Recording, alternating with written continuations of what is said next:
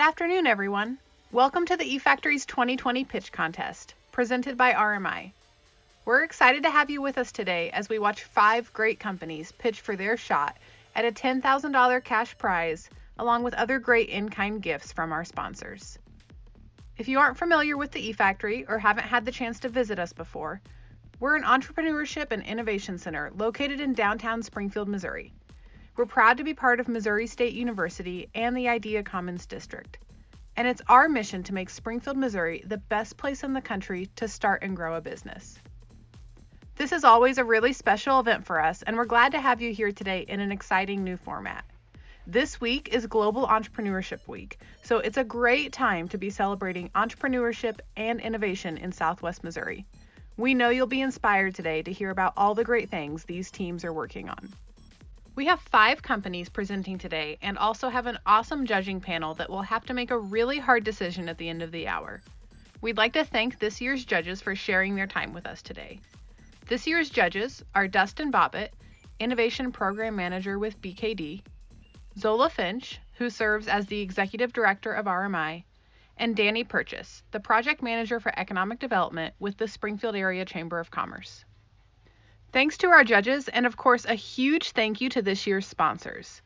The pitch contest is presented by RMI, a long-standing supporter of this event who we're so proud to work with each year. RMI is focused on improving the economic well-being of individuals, businesses, and communities. They work closely with business owners and entrepreneurs throughout Missouri, Kansas, Arkansas, and parts of Illinois to provide the financing options business owners need to start and grow. Thanks again to RMI for their generous sponsorship of this year's event. We also have a great group of supporting sponsors, including Kutak Rock, the Missouri Small Business Development Center at Missouri State University, and the Springfield Area Chamber of Commerce. Today's winner will not only receive the $10,000 cash prize, but will also get some really exciting in-kind gifts from these organizations. Thanks again to all our sponsors for being part of this year's event. Okay, we want to share just a couple of reminders about what to expect before we get started today. Each company will have 5 minutes to deliver their pitch, followed by brief Q&A with our judges. After the pitches are finished, our judges will have the difficult job of selecting and announcing the winner of this year's $10,000 cash prize and in-kind gifts. Okay, we're ready to get into the action and hear the first pitch. Kicking things off today is Jace Thomas with Hiperion. Hey, Factory Judges. My name is Jace Thomas from Hiperion. I want to thank you so much for taking some time to watch our presentation for the 2020 eFactory Pitch Contest sponsored by RMI Inc. I'll jump right in. So the problem and market need. Picture you're Sarah, an actual client of ours. Sarah is a working mother and she has a bit of a nest egg. One day, Sarah comes up with a brilliant idea. She wants to take her nest egg and put her idea to the test. Unfortunately, Sarah has no prior knowledge on IoT creation, hardware design, product sourcing, or the software that connects them. Even if she could develop her product, she's kind of clueless on the whole sales and marketing thing, especially on a 70+ hour work week and within a 50-mile radius. So the solution, a technology and marketing partner, that's us. Our purpose is creation and scale for Midwest innovation. On the left, you see Val, which is Sarah's product, a voice-activated lock for children's safety.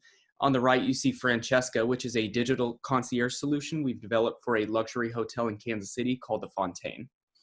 So the way we're able to differentiate from our competition, we are in it for the long run, not just the initial prototype. Beyond the services you see on the left, we offer sales and marketing, supply chain analysis. We have a Missouri certified EIT on staff. We hire in the Midwest, and above all, they don't know Rachael. 3 strikes and you're out. So our market opportunity, the total available market for marketing, consulting, and prototyping in the U.S. is about $500 billion. The serviceable available market in the Midwest area is about $9.3 billion. And then our target market is about $100,000. So that's 6 to 10 clients per year at about $10,000 to $15,000 per client. So our business model 1, the product market fit. Problems people are having, no long-term scaling partner, no software engineering expertise, no marketing or sales background. So we're able to come in and fill that void, build amazing products that change the world, execute successful product launch strategies, and we help people create their dream jobs. Business model two market approach is what we like to call a recirculating funnel. So the discovery phase starts with a couple different methods. So that's direct messages on channels like LinkedIn and Facebook. We utilize Facebook groups, startup groups, and then we like to develop strategic partnerships with incubators such as eFactory, T-Rex, and Innovation Stockyard. From then it goes to the acquisition phase. We acquire portions of companies with a method of equity, royalty bonuses, cash, or a combination. Then we go to the build and launch product phase. We add additional features. So we take it from an MVP to a more advanced product. We reassess the market, recirculate back into the market, and then we look at new avenues. So do we need to monetize this product in a different way? In Sarah's case, she owns obvious product development. She has about 4 to 5 additional products beyond Val that she wants Hyperion to build and launch. So business model 3, financials, looking at some quick numbers, our revenue through the first 2 months is about 16,200. Expenses were kept pretty low at about 1,500, and our profit was, of course, 14,700. Our projected year one target goal is $100,000, and here you see a revenue growth graph split up into 4 channels of revenue. So that's hourly fixed contracting, equity, government contracts, and royalty bonuses. So the next steps, we became a company in August.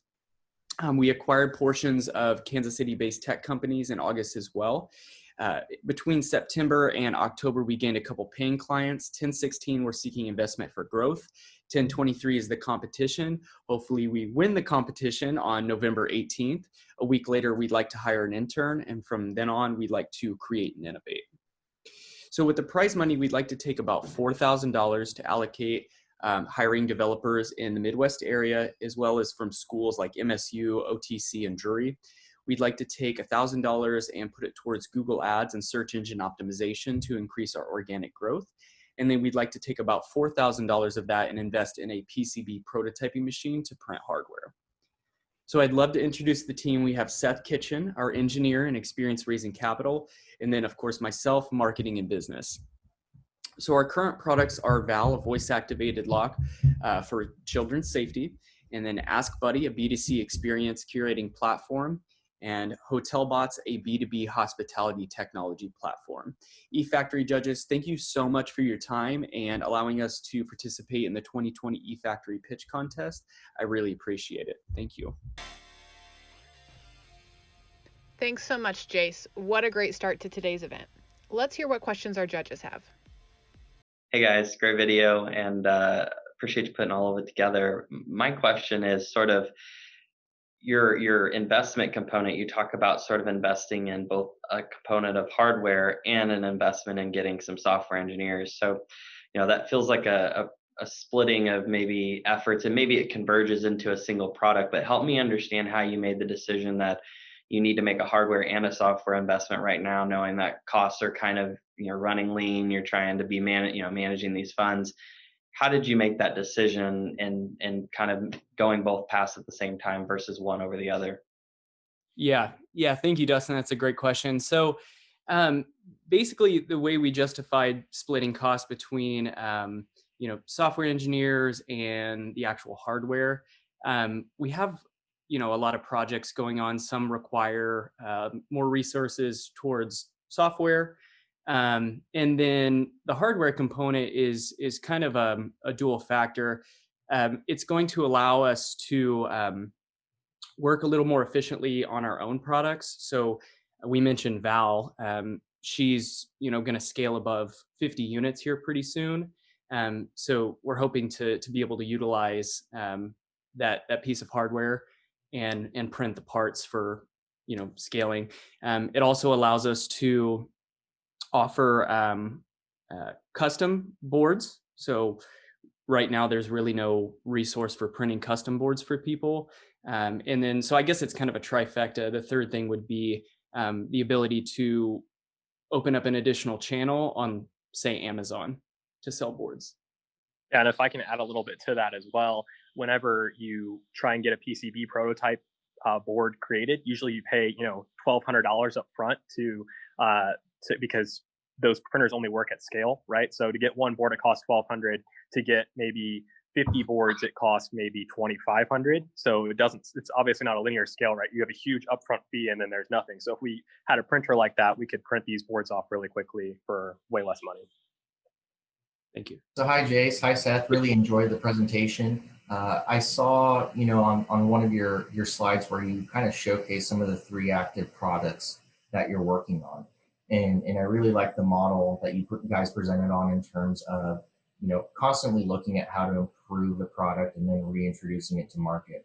So kind of with those 2 factors, what do you guys see as your final goal as you either acquire parts of a company or as you improve a product? What do you see as an end goal? So that's, again, a great question. So I would say an end goal for, it's really going to be circumstantial based on the company. Some we would love to build and exit. Others, we would kind of want to see it continued for the long run. That's kind of our basis, is we are in it for the long run. But like I said, we'd love to see some exit and some continue to grow. I guess it would be kind of circumstantial based on the company. Thank you. Okay. So you have 3 clients right now, is that correct? Correct. Okay. And I'm still trying to get my head wrapped around kind of what you're doing, and it's, I love the video and the idea and the concept. Are you strictly product, or can you also assist with businesses that are service oriented? So, awesome question.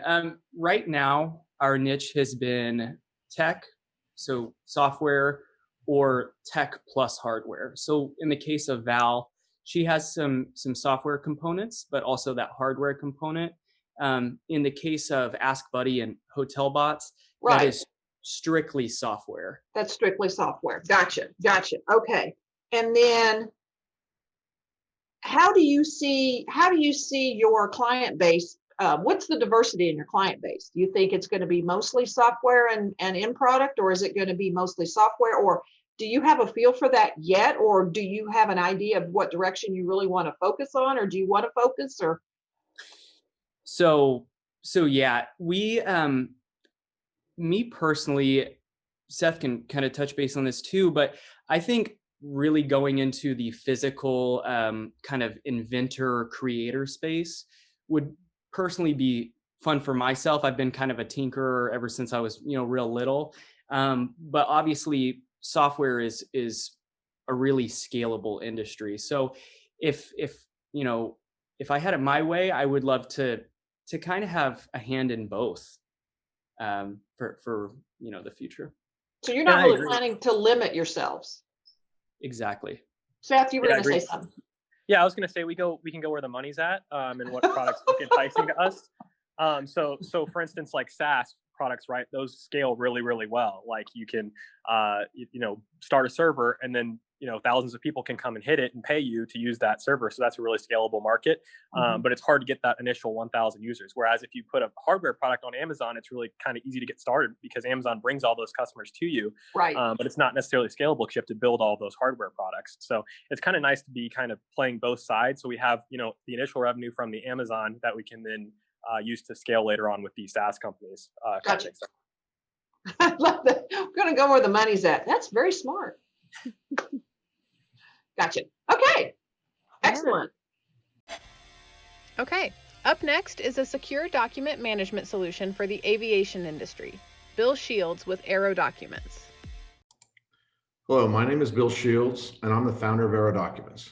Aero Documents is a customized document management system developed for securely integrating the specialized work of an aviation modification engineer with the Federal Aviation Administration, FAA, representative required to approve that engineering data. The FAA allows the use of designated engineering representatives, DERs, to act as a representative of the FAA. FAA DERs are private persons who are subject matter experts in various technical disciplines who've been given authorization to perform certain certification functions on behalf of the FAA, including approving engineering data. I've been an electrical systems DER since 2004. The FAA gives authority to the DER, a person like me, who reviews, provides feedback, and ultimately approves that data created by the aircraft engineer.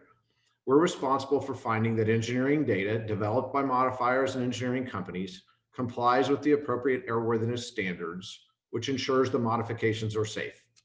The problem is the current process is antiquated. And as I mentioned, I've been a DER for 15 years, working with small to mid-sized aircraft modification companies, and they have poor document management processes that cost them both time and money. The proprietary data developed by these small companies is emailed back and forth during the process, including the approval process. Email is not secure, revised data gets lost or misfiled, and DERs risk not getting paid for their services. DERs and their clients need a solution with a small company budget in mind. They need a system that does it better. Aero Documents does it better. Documents no longer end up filed in an unknown folder or on a missing laptop. It's a secure document management tool built for aviation engineers and their interactions with DERs. Aero Documents keeps track of all documents and formalizes the document handling process, including the DER's approval. The integrated e-commerce platform ensures the DER always gets paid. Aero Documents sees the DERs as the key to this business. They're like built-in salespeople. They bring their clients to Aero Documents because it simplifies their current process, and the integrated e-commerce solution ensures immediate payment. The Aero document system secures the DER's data approval until the client submits payment. Then Aero Documents immediately pays the DER. Clients use Aero Documents because they're loyal to their DERs. They know they need a solution, and the costs are easily offset by the return on investment benefits. The DER uses Aero Documents revenue channel quick turn approvals because he gets paid immediately, eliminates using billable time doing invoices, and his data and the data of his clients is kept secure. All this at no charge to the DER. It's completely funded by the client. Clients select Agile Data Management for larger, longer-term projects because of its flexible data management and storage capabilities. The costs are scalable and applied to the project or team. These custom services are just not available for our target market. The target market is about 800 DERs in the United States, each serving multiple clients and many times on multiple projects.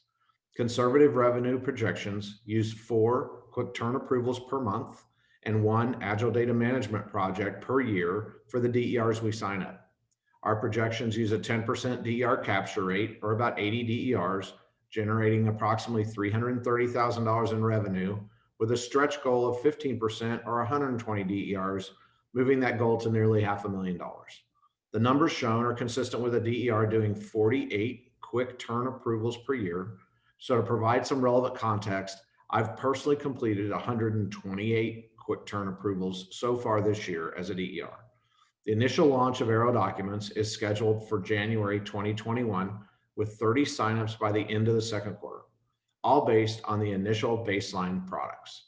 The development of the growth products will be funded by the pitch contest award money and will add approximately 13% revenue to the projections shown, or a little over $65,000 the first year. This platform sets itself up perfectly to begin offering upgrades and expanded services. For instance, we have clients asking for project management dashboards and ways to streamline repeatable engineering tasks. We have a plan that will provide solutions for these client challenges, and it'll improve our clients' productivity and grow our customer base at the same time into larger engineering companies. And obviously, none of this is free. As the expanded services and additional signups grow, the costs remain relatively steady. The expanded revenue increases the bottom line more quickly than reliance on organic growth from the initial baseline services. The pitch contest award money will fund these growth products. Thank you very much for your time, and I obviously welcome any questions. Thanks, Bill. Let's hear what questions our judges have about Aero Documents. Hi, Bill. Greatly enjoyed your presentation. I learned about something that I wasn't really aware of before this. So, and I liked your solution and learning more about it. My question is in regards to, you mentioned that there's roughly 800 DERs in the US, you being one of those. So I'm curious, what is your approach to reaching out to those folks and getting them to try out this program? I think a lot of it'll be organic, but LinkedIn is actually, I already have a pretty good presence on LinkedIn. Aero Documents has a LinkedIn page. It hasn't been real active yet because I don't want to drive demand until we're ready. And so, but I've been a DER 15 years. I started an ODA, which is another FA acronym, from scratch. I probably have, so our marketing campaign will be direct from me to some of the DERs that I know, and then it'll be kind of an organic, multi-level marketing, almost from me to the guys that I know to the guys that they know. It's obviously a pretty small community, so I can touch probably 150 of those. I probably touch 20% of those DERs in a week, with emails and calls, and I'm a part of several DER communities on LinkedIn, things like that. So the marketing campaign we have planned will be kind of centered around me reaching out to or something from me. It may not be me personally, but something from me via LinkedIn or email campaign. Okay, thanks, Bill. It's a fascinating idea. It's a real niche, marketing thing. And I would never have known. And obviously you know, because you're in that field. But so is this solution, is it ready to go?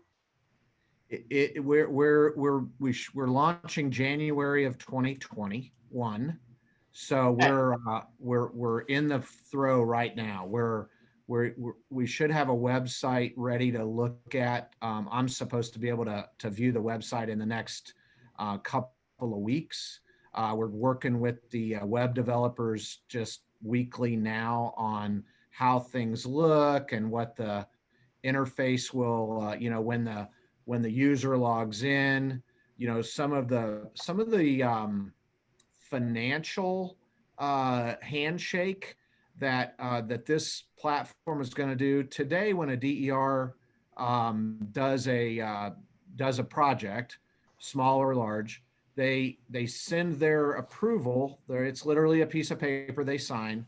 They send that via email or whatever to their client, and then when they get around to it, they invoice their client, and then when the client gets around to it, they pay. Well, this solution, one of the things that the way that I'm going to get DERs to get clients to come is as soon as their approval is downloaded from the client has to pay before he does that. As soon as it's downloaded, Aero Documents is going to pay the DER out of we're going to fund the payment to the DER. So he'll be motivated to come use Aero Documents because he's going to get paid immediately. And so that handshake of making sure that the credit card distribution is, and you guys are financial people, so you know more about this than I do. I'm an airplane guy. That as soon as that, like, I know it takes 3 or 4 days for my company to get the credit card money, but we don't care. We want the DER to get it immediately. So that'll motivate him to bring his clients. That'll be one of the big motivators of DERs to bring their clients. They've never had that flexibility before. How many commitments do you have right now to utilize this? Oh, from DERs? Maybe half a dozen, but I also, again, I haven't asked.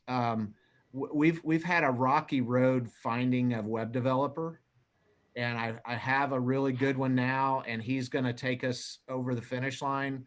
But it took me 2 years to get to the 10-yard line, and then this guy is like finishing it. So I've been really reluctant to push it. But like I said, I've probably got 50 DERs in my phone that I've done business with over the last 15 years, so it's not going to be difficult, but I will not overpromise and underdeliver. So when I tell them we're ready, we're going to be ready.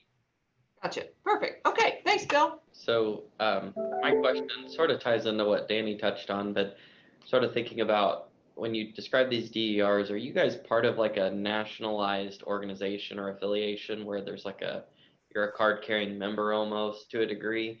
Because I think about that as a way of, could you start at that level and then propagate the opportunity down through that group, kind of buying into what you're offering to your peers? Yeah, no. The short answer is no. Other than our connection from the FAA. I mean, the FAA has a directory of every DER in it with their email, with their phone number. So their contact information is not hard to get. Okay. So we have that database. DERs are an independent crew. Yeah.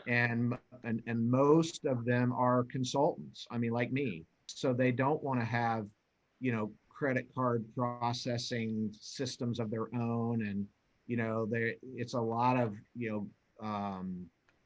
old time networky stuff. So I'm really trying to help bring them in. The idea that a client emails his information, which is intellectual property, to a DER to look at it. That email volley can happen 5 or 6 times in one review process, and that client could have $20,000 or $30,000 tied up in developing that drawing or report, and then they attach it to an email and hit send. It's crazy. So, but yeah, there's not now there's some small organizations that DERs participate in, but there isn't like a DER. To be honest, my vision is for Aero Documents to kind of become a clearinghouse for DERs. Mm-hmm.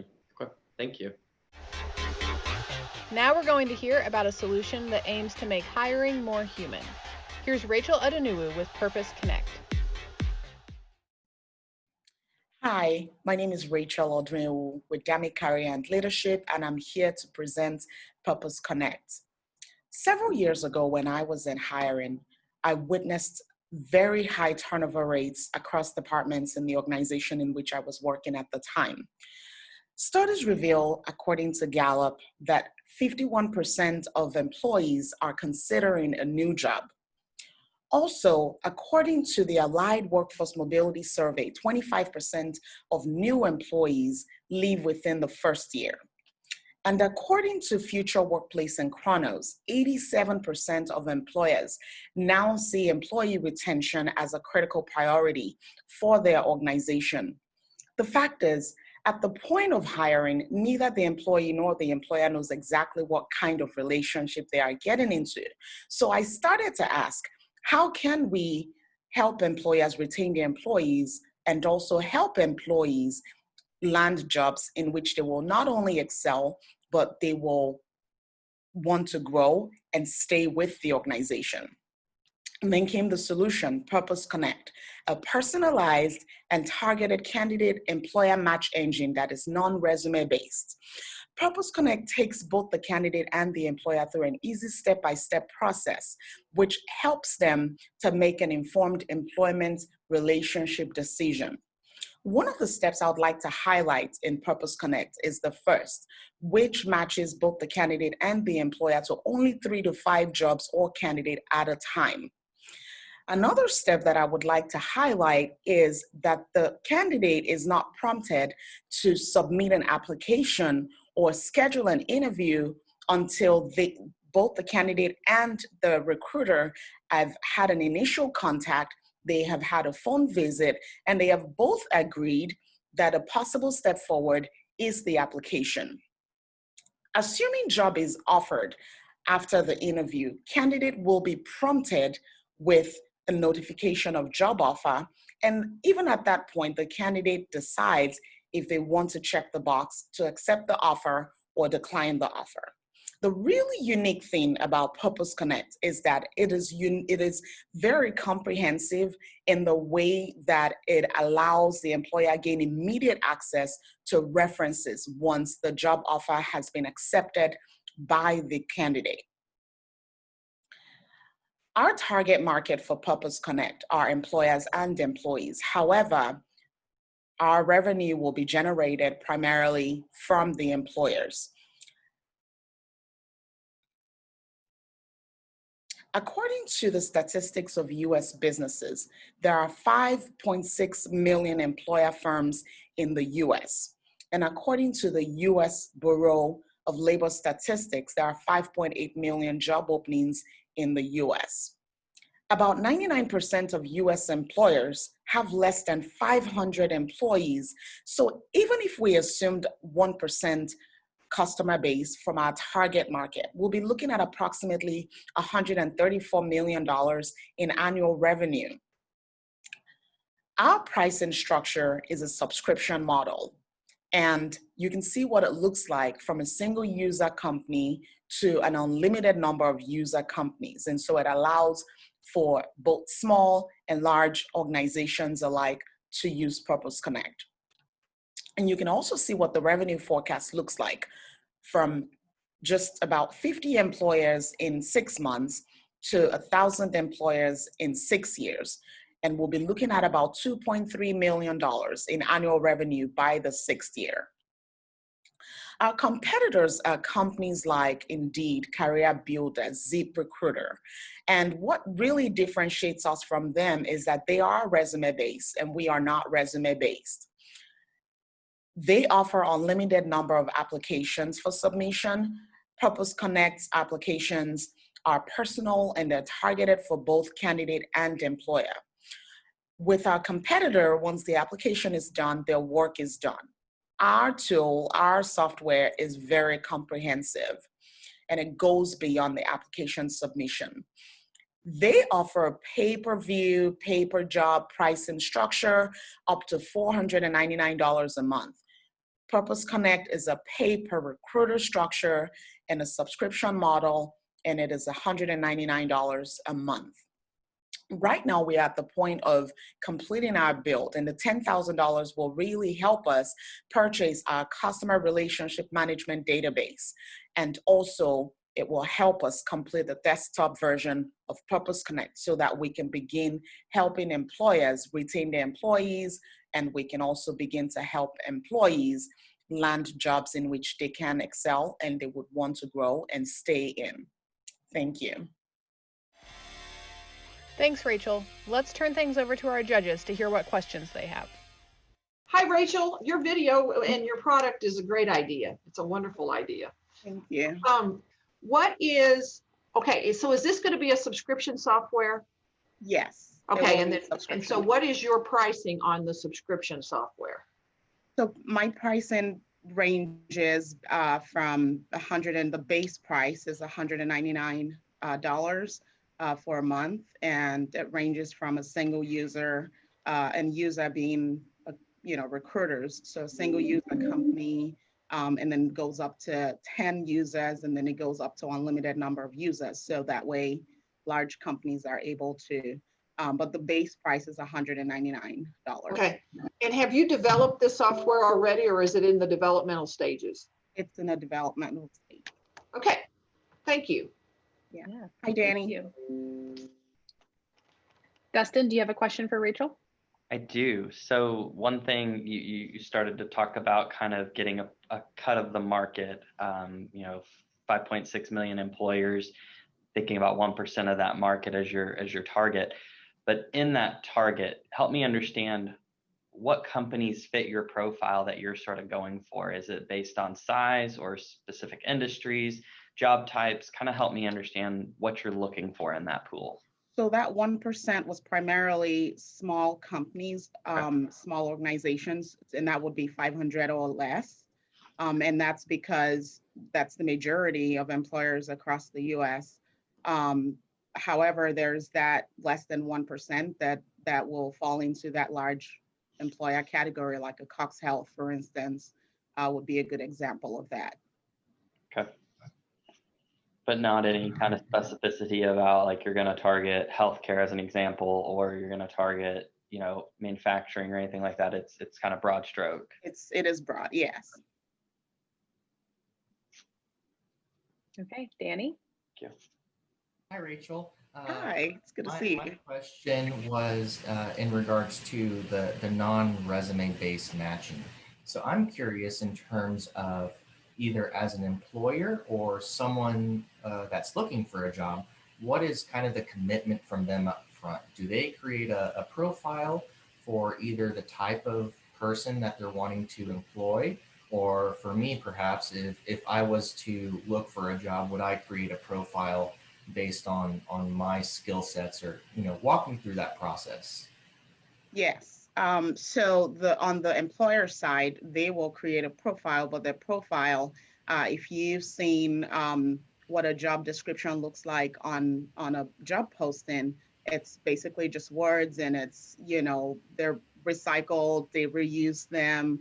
This is basically on the employer side. They get a chance to give an overview of what the day-to-day of the job is like. And so it's not just that generic, oh, here's the job description, here's our requirement. It's that they will get an option to have a recording, a video recording, and the recommendation is 60 seconds to 120 seconds. And they're able to give that overview of what the job is like. What is the day-to-day of that job like? And so that will be sort of what the job profile would be.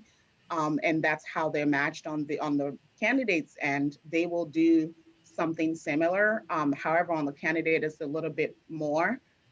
So they will have a profile in which they will be asked questions that will allow us gather information about them and what kinds of jobs they would be a fit for, what certifications do they have, what degrees do they have, and those types of things. But they will also get a chance to record or to type up that little paragraph about, what what's your background as far as your work experience and what are you looking for. And so they also have that recommendation of a 60 seconds to 120 seconds. And the idea behind that is, instead of looking at this big, this resume that has information that's maybe not even relevant, the hiring manager can pull that 2 minute, 1 minute video, and they can look at it and say, here's what I know just by meeting this person face to face, or here's what I know by looking at their overview of themselves. Thank you. Yeah. Okay, up next are innovative plumbing support products, presented by Doug Harris with 3D&L. Hi, everybody. Thanks for joining us today. I'm Doug Harris, and my son Logan Harris is behind the camera. We'd like to introduce our parts to you and briefly explain what we come up with. We're plumbers by trade, been in the business 35 years, and this is a typical application on how to run a drain and water system for a lavatory, a sink, drinking fountain, anything that nature. We have to have something to hold our water lines, and what is on the market today just is not acceptable to us. So we set out to create our new parts, and what we did is we bought some 3D printers and we prototyped several different parts over the last 2 years. What we did is we ended up going to an injection company, and we now own 3 molds, and we make our own parts through injection molding. It's ABS type material. So that brings us to our solution, which we designed several different parts, but right now we have 3. This is the frog. It's got 2 set screws, and this is where the water lines come out. You can see right here.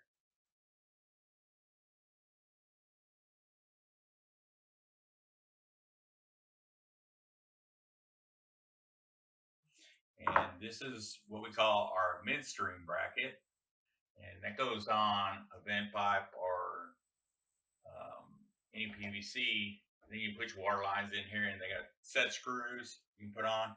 We also put a door on, so you can add these later. Just snap them on, and then you set the 2 set screws and run your water lines. You can adjust it, anchor it,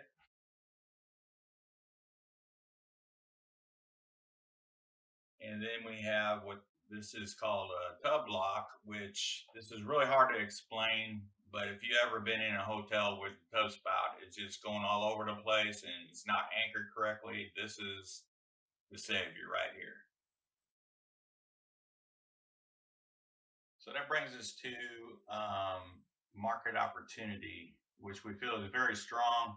And everybody that we have introduced this product to just loves it. Our builders, our homeowners, even plumbers, especially plumbers. That's who we want to buy these. Also, we have another opportunity in do-it-yourselfer market. And we like to take it and prefab all this with our bracket, water lines in it and everything, and get this shown and sold in our big box stores like Home Depot, Lowe's, and stores and such like that.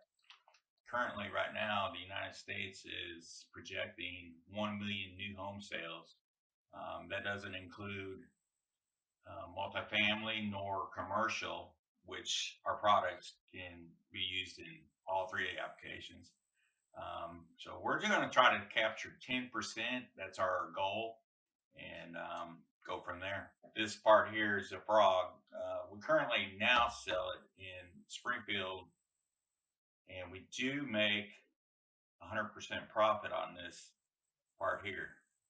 This part is a tub lock. We have not introduced this to the market yet, nor this midstream bracket, but both of them should give us a profit of 100% as well. Next step for us is to introduce our product nationwide. And how we plan on doing that is we do have a website. We're updating it at this time. It's called 3dnl.com. And we're also on Facebook. At this time, we do have a lot of expenses coming up, such as attorney fees for patents and inventory. Now, we do have a patent on the frog right here. The patents that are left is for these two. I'd like to thank everybody involved in this contest, and we appreciate the opportunity to be a part of eFactory. And we'll put our contact information up at the end of this video. If you'd like to get these parts in your new homes, anybody watching this, just please contact us and we'll make it happen for you. Thanks, Doug. What an exciting product. Let's hear what questions our judges have.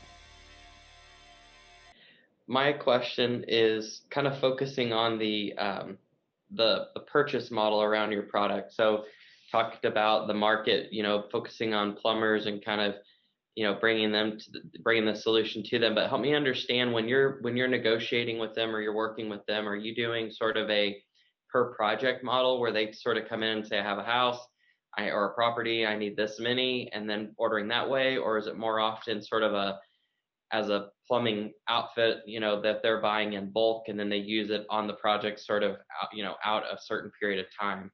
What's your typical model on that?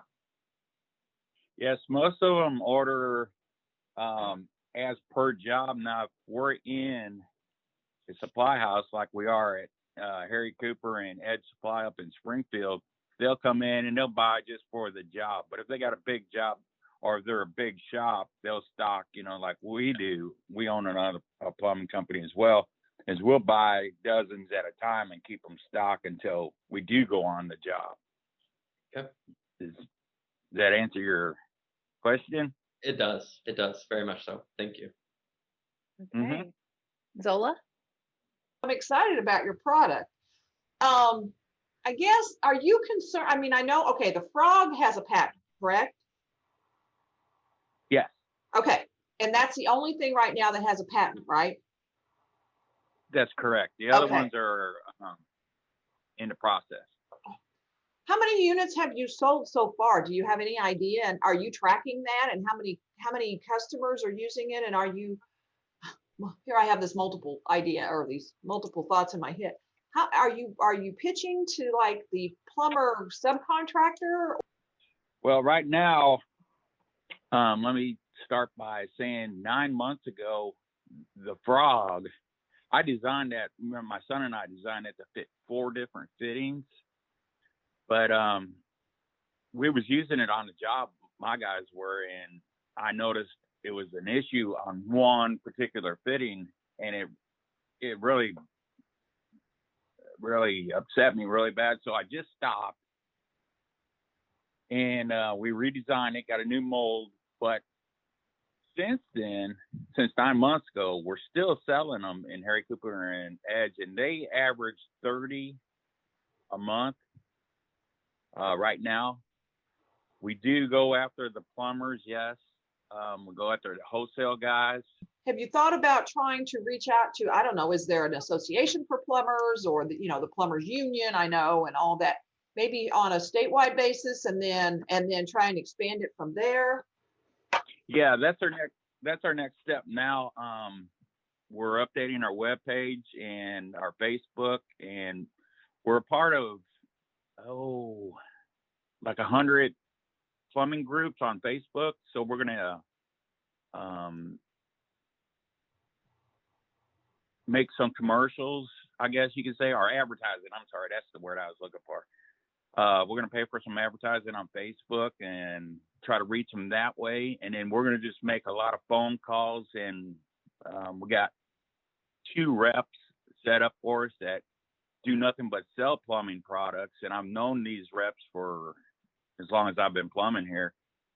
So what they do is they cover like 3 states, and so, yeah, we're gonna try everything we can to get the word out. Hi, Doug. Really enjoyed the presentation, and kind of like Zola said, I think it's a really cool product, and I liked seeing the pictures of it being used. I think that really provided a lot of background for me. My question is more in regards to the problem that you're fixing or resolving with this product. What were some of the issues that you're directly resolving now with this specific product? Yeah, they do make some more brackets. What they do is, like, normally you'll have your studs will be on a 16-inch centers, and your waistline and your waterline would be in between there. Well, the brackets they make, you got to attach to the 2 studs. So one, you're down on your knees trying to do all this, and it takes about 15 minutes. For me, being 59, down on my knees for that long don't work anymore. But, we were trying to actually just make it easier for us. And it just ended up to where we can prefab these now. We don't even have to get on our knees. You just walk over there and, just like the video shows, and put it on. But the others, they just took too long. They didn't look good. There was just too many disadvantages to it. Like I said, we weren't shooting to really take over for the stub out brackets, but it happened. Like, if you can picture like a big job set of apartments or something like that, and then if you had a big shop, so you could prefab all these in your shop, and then you can get a guy just going through and just doing nothing but that, and it takes 3 minutes to put it on versus 15. Right. Yeah, I definitely like the kind of consistency and cleanliness it adds to the project, and it just looks really sharp. Thank you. Okay, there's only one pitch left. Incent Local is creating a new platform for local businesses to stay connected to customers. Here's Jeff Marlin. My name is Jeff Marlin. I will be presenting Incent Local, a traffic driver for local businesses. In 2018, my wife started a laser hair removal clinic here in town, the Body Studio. I assisted her with the marketing, and we used a lot of social media, Facebook, Instagram. And like any business, we were, concerned about, retaining business, upselling as we were making investments in new services, and then of course, always converting new customers. But beyond what we had already done, I think what was next for us at that time is we were ready to start a coupon program, which we debated on, via text or email, and then the numbers solved it. The open rate basically 5 times as high, the click-through rate twice as high. And you're starting to see more businesses do text programs as a way of delivering offers. And so rather than doing what everybody else was doing, we wanted to be a little bit more meaningful if we were going to do a text program, less static, didn't want to have them download an app, but we wanted to have better content. So we also use social media and in-store marketing, other tactics to drive them to our coupon program. They text a code, they enter that coupon. They can go there, learn about offers, find out about services and enter our website. They can contact us if they're interested in finding out more right then. And then of course, trivia, that's what our hook is they can play trivia in order to win more coupons. And that's something that a lot of people have been having fun with, and I'll get to that in a second, is as they go through and they answer questions, the amount of correct answers determines, what offer that they get. In this case, we got 3 for 3. They can take a screenshot of the coupon. They can email it to themselves. We can use QR codes. There's a number of things that we can do. But after doing this, our success rate, we were 5 times as high on our click-through rate as what other text programs have been measured at. And we had over 50% of the people click through that were playing the game. And so the impact on our sales, the awareness that it got us, people literally calling us and asking us if it didn't go out, they thought on time, did we get the coupon? Did you send it out? It's been a lot of fun. But now imagine combining what we've done with the power of the group, and in a time where business is really needing a lot of support, and that's Incent Local, one text, so many deals, linking several businesses to the same functionality that we've already created. A central location that delivers offers. Businesses have their own trivia game and their own custom content that they can do, just like what we did on the Body Studios page. Our go-to-market plan, of course, identifying influencers and trying to get into businesses and groups, business associations, the chamber, and also creating subgroups. And what I mean by that is you'll see an example of this. It's all downtown.com. We have actually partnered with the Downtown Springfield Association to pilot this over the holidays and bring 20 businesses on to do this. And by creating this group of downtown businesses, it's more cost efficient. We're able to do special events like scavenger hunt during the See the Lights Festival, Small Business Saturday, things that you'll hopefully find out about here soon. And then this is another way that we could possibly go to market, is going to shopping centers, having them group together, creating events around that general area. The cost of the program, $130 a month. Other opportunities that we'll be able to make is, banner ads, featured sponsored sections, upgrades, advertising opportunities. And then our goal is 100 businesses, 20,000 subscribers, and 2 new employees within the next 12 months. And the money from this would really help us to be able to reach that. Thank you for your time. Appreciate it. Thanks, Jeff. Let's turn things over to our judges to hear their questions for Incent Local. I'm going to cheat a little bit, and I've kind of got a little bit of a two-part question. Sure. So the first part of the question is, when someone signs on to your product and use your product or your service, is it for a specific set amount of time? And if so, what is your plan for keeping customers or clients on board for a longer period of time, whether it's revamping the types of questions or perhaps the types of discounts that are offered? So yeah, that's kind of the 2 parts that I have for you. That makes sense. Is we have this hook with trivia to try to attract the audience the first time, but then how do we keep that differentiator, to keep them coming back? And we don't think that one source for coupons local, we have to be more than that too. So we've looked at, after phase 1, other like 2D video games, like repurposing a Angry Birds or a Pac-Man or something. I mean, not exactly like that. And where users can earn points, and based off how they do, they can get upgraded coupons or whatever that is. Same concept, but I think games will always be incorporated into that, and local will always be part of that. And that's part of the message. So And then it is free. They can keep going. It's just, let's just keep, like you said, the key is keep generating interest. We don't want to be a one and done for 1 year. And then it just kind of, if you're static, kind of like how I started all of this off with, I didn't want to just do a standard text message program. I wanted to do something different. Same thing. The longer I do this, it'll become static. So, mixing it up or finding new ways. So did that answer your question? Yeah, it does. Okay. Thank you. Okay. Let's go to Dustin. I like going last. Hey, Jeff, for the video and the submission. My question kind of ties into that a little bit, but talks about the subscribers. So you set a goal of 20,000 subscribers over a 12-month period. Help me understand, is it possible that a single subscriber counts twice in that, sort of double dips, because they're attached to two different clients in the area or that are participating, or is that distinct subscribers each time? Yeah, it's unique subscribers because it's all tracked by their cell phone. And one of the reasons we use text is it's actually a verification of, we allow them to play trivia once a day for a business, for instance.